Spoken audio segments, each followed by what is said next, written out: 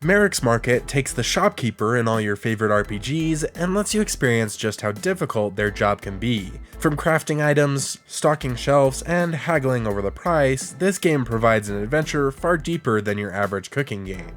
Welcome to the Co-op Company, where we help you find the best co-op games, so make sure to subscribe. Mereks Market follows a similar game design as Overcooked. Customers will enter your shop seeking specific items, and it is your job to craft those items for them. However, instead of monotonously chopping onions and tomatoes the whole time, you'll be smelting glass, crafting leather gloves, forging steel swords, and brewing helpful potions. There are tons of items to create and sell, and the game does an excellent job of slowly introducing new items and workstations to not overwhelm you. There are 4 different workstations to make the various items your customers desire: the forge, the crafting table, the anvil, and the cauldron. You'll be constantly swapping between these 4 workstations and frantically trying to fulfill each customer's order. By the end of the game, you will be a pro at crafting every single item. One of the things that really set Mereks Market apart was the inclusion of boss levels. Instead of continuously crafting the same gloves, spears, and staffs the entire time, we were occasionally given big items to build, such as wagons. To build the wagon, we needed to follow the instructions in our recipe book to craft each individual piece and assemble it, while also dealing with the regular flow of customers. These occasional big items were enjoyable to figure out and were one of our favorite parts of the game. On top of the excellent crafting system, the game also occasionally features a fortune teller that lets you see exactly what items people are going to order. This allows you to prepare and make sure everything is ready by the time that your customers arrive. Despite knowing exactly what people will want, the game is still incredibly hectic and you have to work together and work fast to get everything done in time. One of the most unique and enjoyable aspects of the game was the sequence of buttons you needed to press to check a customer out. This started off with short and simple codes entered with the D-pad. However, shortly afterward, the symbol buttons were included as well. This made for increasingly complex codes that need to be entered as fast as possible. If you screw up the code, then you will lower the score multiplier. However, the more time you spend trying to get the code correct, the less time you'll have to craft items.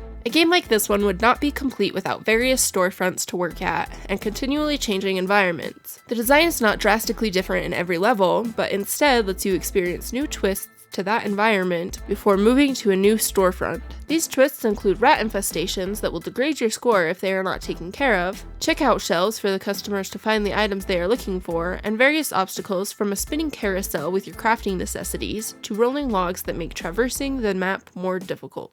Because Mereks Market has separate solo and co-op campaigns, there are loads of co-opportunities. These include barriers separating you, with floating tables for passing items back and forth. Various levels also include pressure plates that one of you will have to step on to provide access to certain resources or entrance into different areas of the map. Ignoring all of the forced cooperative experiences, there are also plenty of opportunities to cooperate on a standard level, by delegating who is going to craft what items, who is going to chase off the rats, and who will check out the customers. The biggest issue we had was that the last 2 layouts in the co-op campaign were incredibly small. These maps were originally designed for solo and were intended to follow the player. This did not translate very well to multiple players, and we often had trouble seeing what items our customers wanted.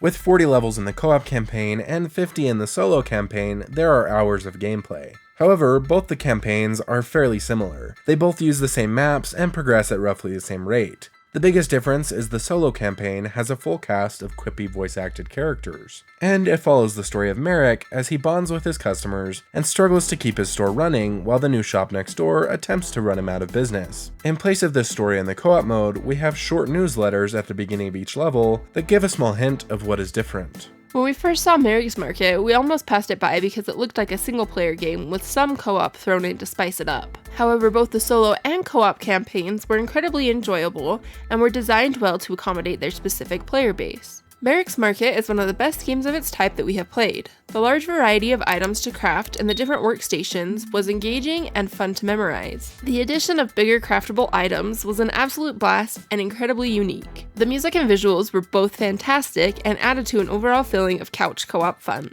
Merrick's Market is fantastic and is absolutely worth your time. It is available for Xbox, Stadia, PlayStation, and Steam. As always, we've linked it in the description for your convenience. Make sure to subscribe for all things co-op. To see more games like Overcooked, click here. We love you guys, y'all are awesome.